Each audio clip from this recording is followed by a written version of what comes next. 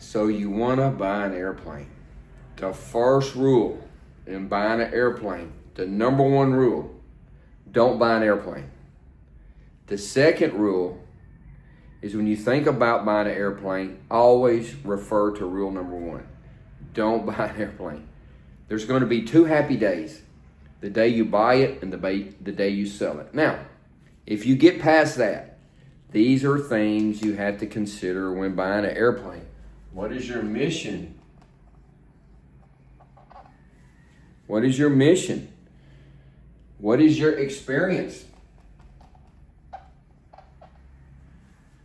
What is your mission? What is your experience? What is your budget? Okay? Then you got to think about maintenance. Maintenance. Because an airplane requires a lot of maintenance. Now, if you get something simple like a 172, every year it's your airplane, it's not a commercial airplane. Every year you have to go have it inspected by a mechanic. It's called an annual. He's not going to take it all apart, but on the airplane you see these little oval, those are inspection plates. He's going to take those off. He's going to look in the wing. He's going to look in the fuselage. He's going to look at the engine. He's going to do a compression check. He's going to change the oil, and he's going to take an oil sample. He's going to send that off and take an oil sample. They take the oil and they run a magnet over it to see if it's full of metal. If it's got just barely a little metal, every plane's got a little metal. It's an airplane. But if it's full of metal, then you got to put an engine in it. So then he's going to go on the FAA website and see if there's any ADs. ADs is an airworthy directive. A lot of Cessna twins and Piper twins, over the years, they've got this problem, this problem, this problem. So the FAA says it has to be corrected. Some of those problems are $75,000, $100,000 problems. So if you buy this plane and that AD has not been complied with, and you buy it, and then you take it to your annual, and your mechanic says, well, the previous owner didn't fix these problems, you're going to have to fix it. It's going to cost you $200,000.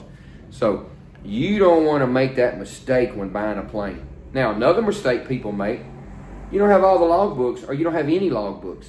If you don't have all the logbooks, if there's logbooks missing, when I say logbooks, I'm talking about maintenance logbooks and flight time logbooks.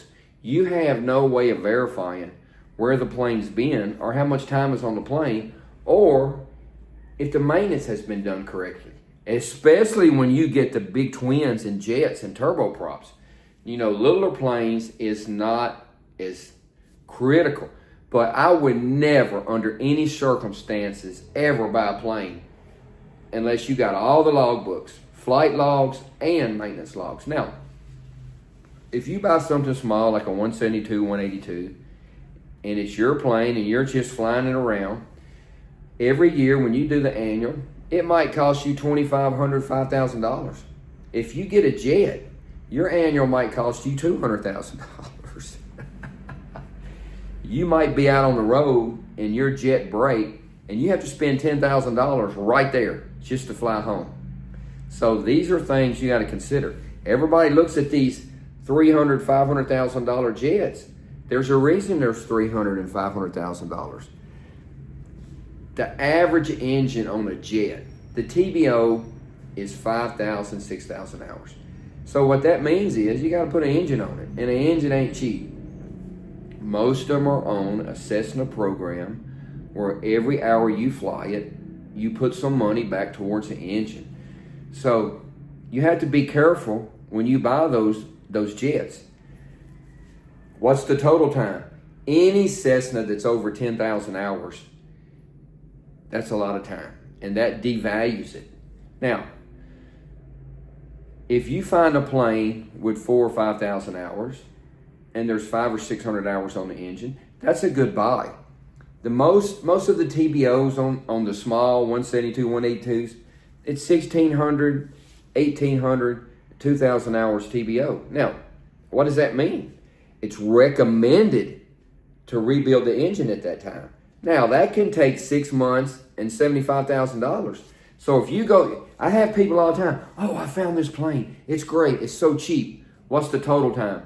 12,000 hours. What's the engine time? 2,200 hours. Well, it needs an engine. That's why it's so cheap. So you got to be careful.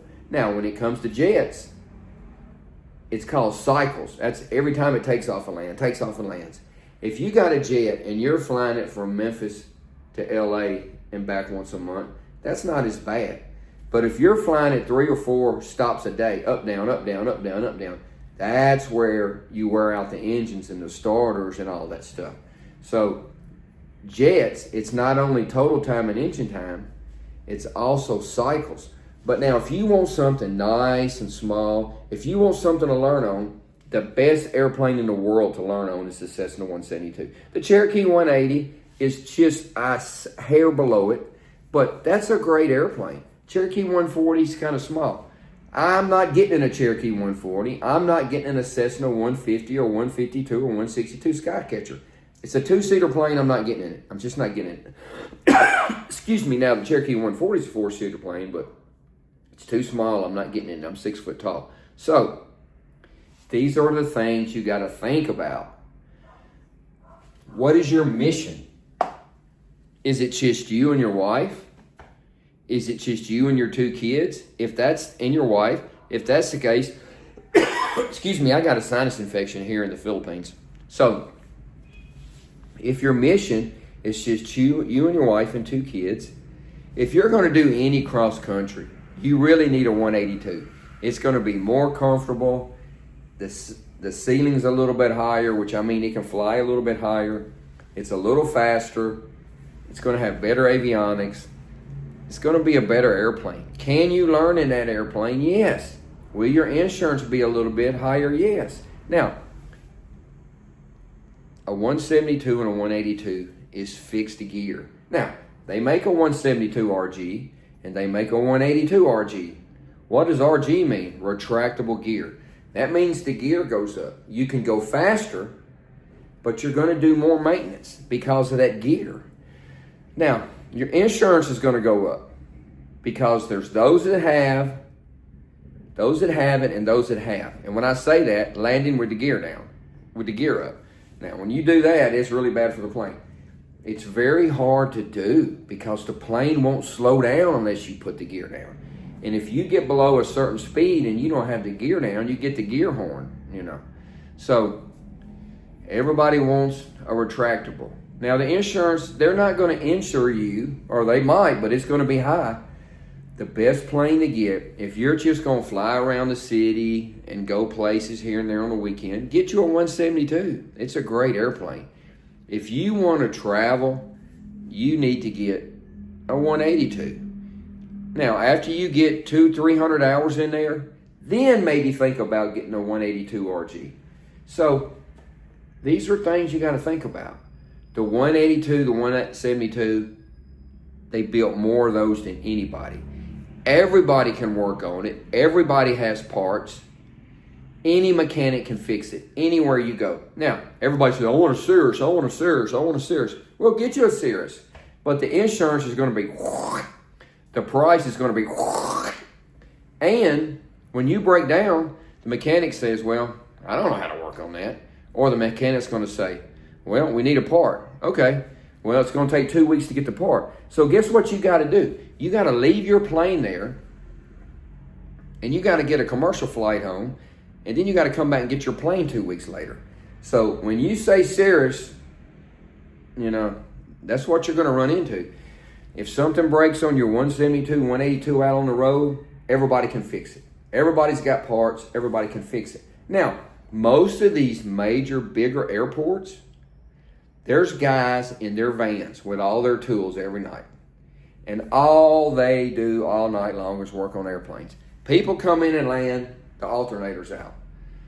The battery's out. The air conditioner's out. One of their gyros is out. They can fix it, but they're going to charge you. But they can fix it. You come in there with a Honda Jet or a Cirrus Jet or Cirrus, there's people that can fix it, but you're only as good as the parts. Your 182 is a Yukon. Your 172 is a Chevrolet 1500 pickup. Everybody's got parts. Everybody can work on it. So, what is your mission? The 172, the 182 is great. If you can find one with 6,000 hours total time, in the engine less than 800 hours, and it's got all the logbooks and it's got good maintenance, that's probably a good buy. Now, a new 182, I think it's $800,000, $900,000. A new 172, I think it's $600,000, $700,000. It takes you 2 years to get it. You got to pay the money up front and wait 2 years for it.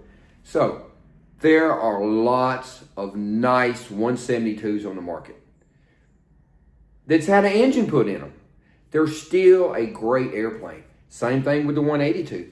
You can find 1980 172s, 182s. The avionics has been done. They've been painted. They've had new interior. And they're great buys, great values. Now, if you got a bigger family, you may have to go to a Cessna 206. A 206 is a 182 stretched with a bigger engine, and it's fixed gear. Now, you can get a 210. A 210 is a 206, but the gear goes up and down.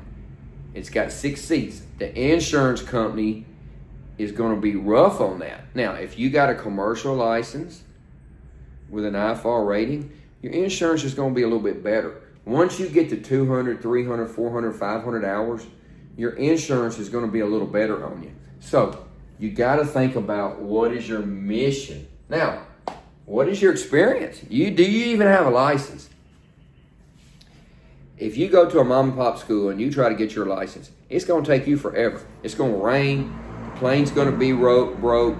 You're going to have to go through an instructor, and your instructor's going to fly with you for 3 months. He's going to get a job and leave. You're not starting over, but you're basically starting over. Then you got to get another instructor. He does the same thing. He's going to say, I'm sick, I got a flight, I got to cancel, I got to do this. It's just going to make you crazy. If you get your own airplane, you buy your own airplane, and you find a good qualified instructor, you can get your license in a month. But if you go to these mom and pop schools, this is what they're thinking about, renting the airplane. Some of them are better, but most of the owners, they don't care if you get your license or not. They just want to rent that airplane. So that's what you got to think about. What is your experience? If you already have a private license and you got an instrument rating and a commercial, well, you're way ahead of the game. But don't be frustrated if you don't already have a license. I can teach a dead monkey to fly. I can teach a bowling ball to fly. I can teach anybody to fly. If you'll study, and if you're teachable, and if you come prepared. But that's a whole nother video. So, can you buy a plane without a license and get your license? Yes.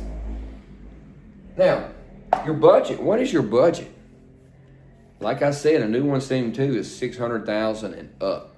A new 182 is $800,000 and up. Now, this is the way you buy things. Death, distress, or bankruptcy. That's where you want to buy stuff. You want to find good deals, and you want to go check it out. Now, before you buy a plane, you're going to do a pre-purchase. You're going to say, okay, I'm interested in this plane. I'm going to put a contract on it if it passes the pre-purchase. So you're going to have your own mechanic to go look at it. He's going to look at it. He's going to do a compression check. He's going to do an oil sample. He's going to look up the ADs. He's going to check the whole airplane. He's going to look at the logbooks.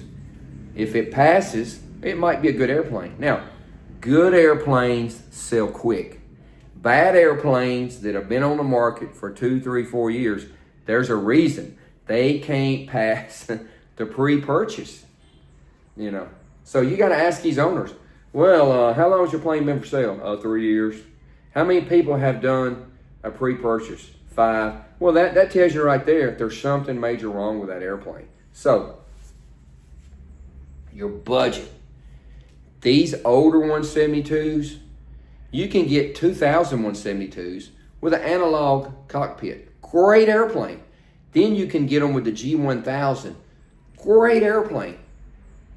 You can get those cheaper. You don't have to pay $600,000. You can get those for $250 all day long. If you buy it right. You can't be stupid. You gotta do your research. I'll consult with you. You tell me what you want. I can find you the plane. I can find you the plane for your mission and your budget and your experience. So you got to think about your budget. You get a smaller airplane, the maintenance is not going to be that bad. Nothing hardly breaks on a 172 or 182. Maybe a starter, maybe a gyro. When you start getting into these sophisticated airplanes, they're just a maintenance nightmare. You can take a pile of money. If you buy some of these planes, you can take $100,000 day one and pour lighter fluid on it and just set it on fire, because that's what you're doing. If you buy one of these maintenance nightmares, you're every couple of months, you just take your 100,000, pile it up pretty big, straight, even, level, put you some lighter fluid on it and set it on fire. That's what you're doing. When you buy these old jets, I got this jet for $300,000, $400,000. Well, guess what? You're going to triple that money in 2 years trying to fly it. It's going to always be broke. You're going to always blame the pilot. You're going to be frustrated, and you're going to want to sell that plane one day. Now, if you get a good one with low engine time, good maintenance, good logbooks, low time engines, that's a good value, but you got to know what you're doing, because you can buy something and make a big mistake really quick. So if you want me to consult with you, whether it's a 172, 182, or a jet, I can do that. Now, these Cessna jets, when you get into the CJs, they're a little better.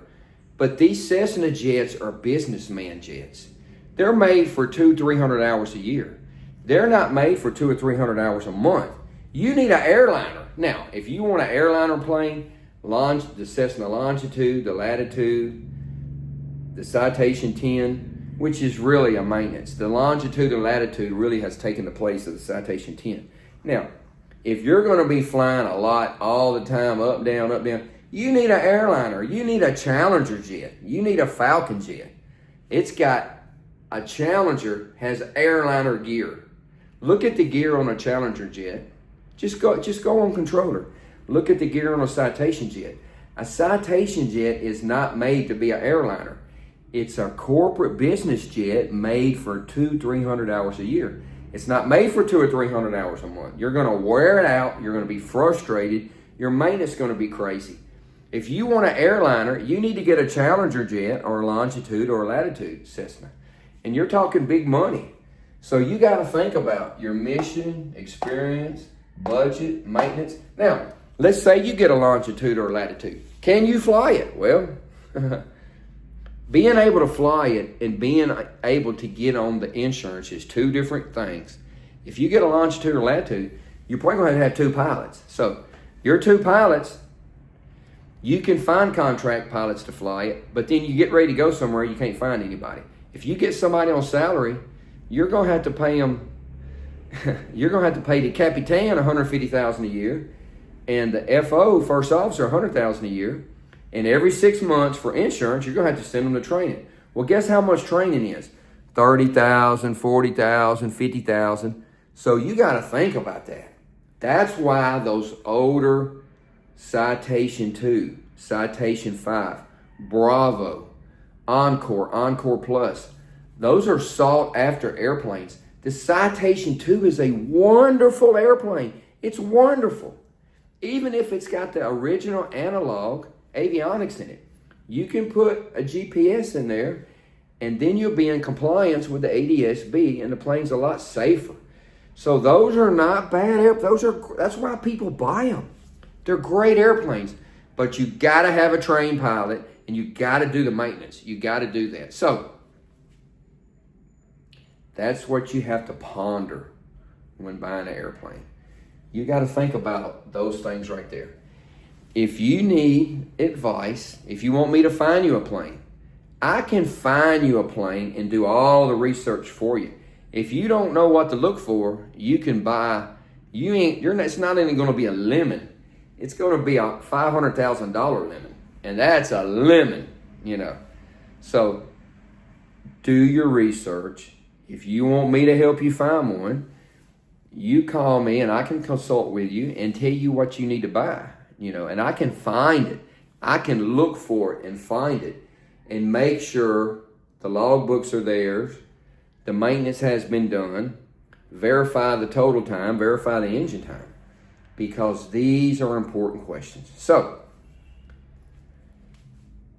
if you need some advice, if you need some help, you can always call me and I'll help you. GlennsFlightTraining.com.